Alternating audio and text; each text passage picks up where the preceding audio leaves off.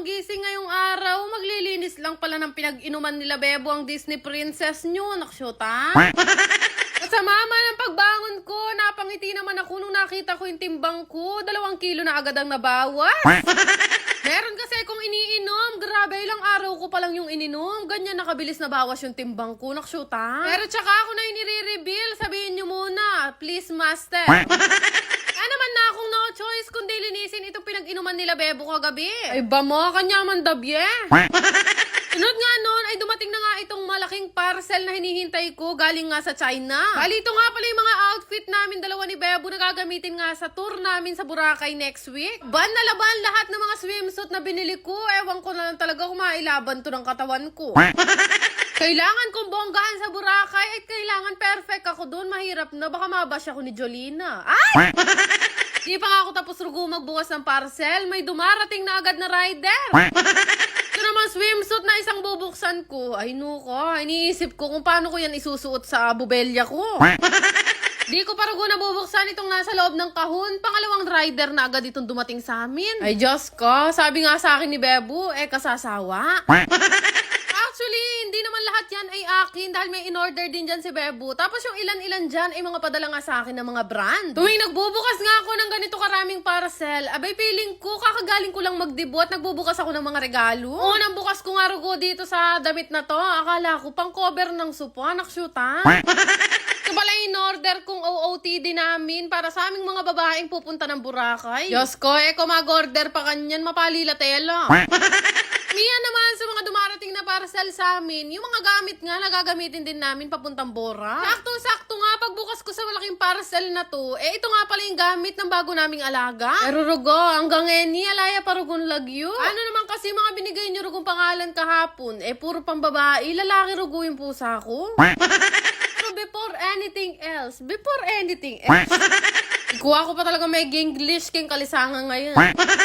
Lunch muna nga kami, kasama ko ngayon 2 kong kapatid at si Bebo. Ang bahay kasi na tinutuluyan namin ni Bebo at yung bahay nila talaga, meron nga lusutan o may portal, naksyuta. Ari nga namin kumain, ay ba mo, nag-uurong mo si H2. Kaya ako nanonood ka man, Angeline, mapagmahal. Marunong naman pala mag-urong yung bunso mong anak. Siyempre, kung marunong kang magkalat, marunong ka rin dapat magligpit. Alam mo na, Bebo. Ako na nga ayusin itong mga damit namin. Pinagtatabi ko nga muna dito sa isang sulok. Bali, pinakain ko na nga muna itong bago naming alaga kasi napakapayat niya talaga. Ayaw niyang magkakain. Liko na nga, gana-gana kaya, bangus, tinapa, galunggong, abisang mangan. Umapakain ko na nga siya at hapon na, syempre, it's time na para mag-day 2. Loko. Road to 51 o 52 kilos tayo bago mag-Boracay. Kaya naman tara, simulan na natin ang pagpapagutom. Naksyuta.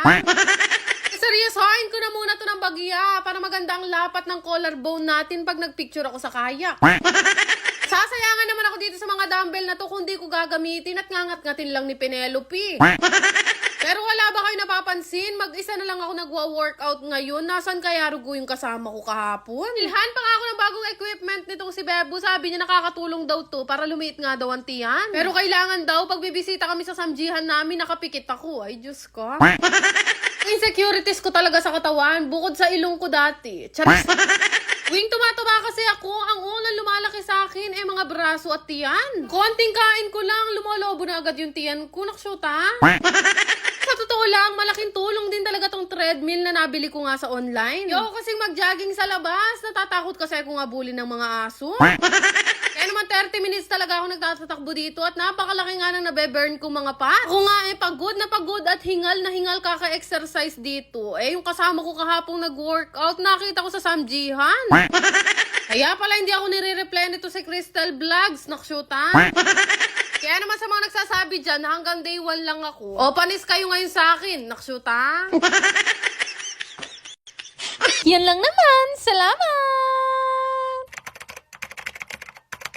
Bago ang lahat, gusto ko lang i-share sa inyo itong pinaglilibangan kong laro na Diamond Game. Paalala lang, ito ay libangan lamang ng matatanda at mahigpit na ipinagbabawal sa mga bata. Napakadali lang mag-register at gumawa ng account dito. Ilalagay nyo lang naman ang inyong phone number, mag-create ng password at higit sa lahat, huwag nyong kakalimutan ang aking referral ID. Yan nga lang kadali at meron ka ng account dito sa Diamond Game at napakarami mong pwedeng pagpili ang laro dito. Pero syempre, bago ka maglaro, kakailanganin nyo muna mag-cash in. Kadepende nga sa inyo kung magkano yung gusto nyo i-cash in. Pwedeng 100 hanggang 50,000. After nyo mag-cash in, ay pwede na kayo mamili ng laro na gusto nyo laruin. Meron nga bagong laro dito na sinubukan ko nga laruin. Ito nga yung Super Ace. Ay grabe, nung una nga hindi ko pa talaga masyadong mag-gets, pero pipindot-pindot ka lang pala dito. Very ka na nga manalo ng sobrang laki. Pero hindi lang yan, meron pa nga akong isang larong natuklasan. Ito naman yung Fortune Gems na unang beses ko palang nilaro. Talaga naman napakalaki ng na-cash out ko. Nagulat nga ako, grabe, kasi pwede ka palang manalo ng ganito kabilis sa laro na to. Kaya naman nung malaki-laki na yung napanalunan ko, naisipan ko na rin i-cash out. Dali lang din naman mag-cash out dito. Pindutin nyo lang yung withdraw na makikita nyo sa baba. Kaya kung gusto nyo rin subukan, ilalagay ko na lang yung link sa comment section. Yan lang naman! Salamat!